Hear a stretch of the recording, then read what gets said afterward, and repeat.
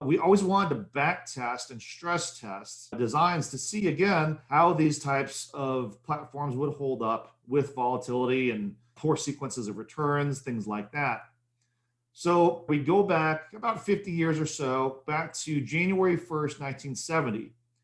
And we say, okay, if someone was to start out on January 1st, 1970, and then we would track the S&P performance forward throughout a 40-year period, that would put an endpoint of December 31st, 2009. And those are all the historical S&P returns during that block of 40 years.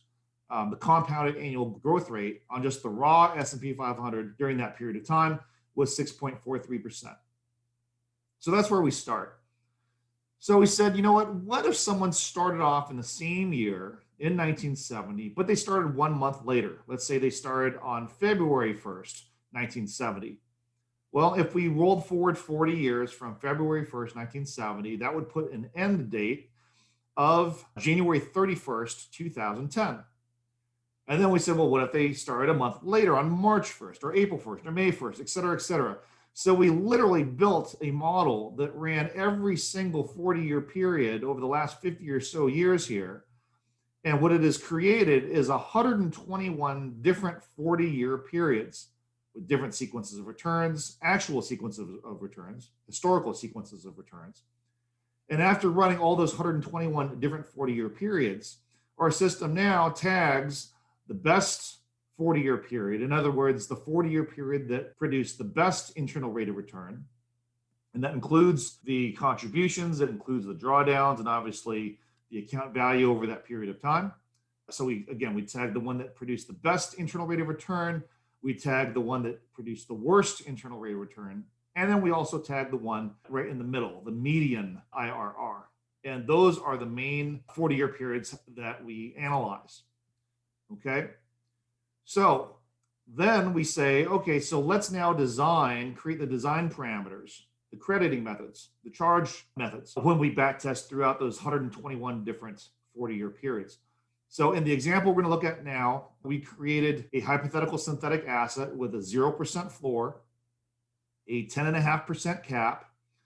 And for that 10.5% cap, there is an 80 basis point asset charge to get that 10.5% cap. So 0% floor, 10.5% cap. We used an assumption of a 5% participating loan rate.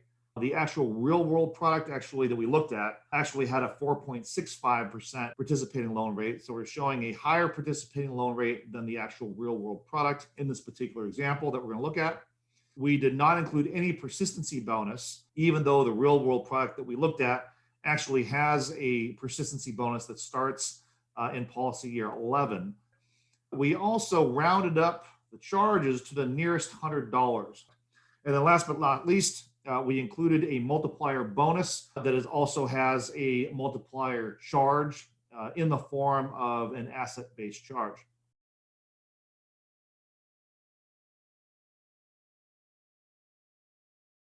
Now, we actually do have a library that you can access. You can just copy and paste that in. We have all of these different multiplier charges and bonus schedules that are very similar to some of the real world products out there. And you also have the ability to manually put in your own if you want to do that, just to see what that would produce. Just remember, garbage in, garbage out, though, right? Good data in, good data out.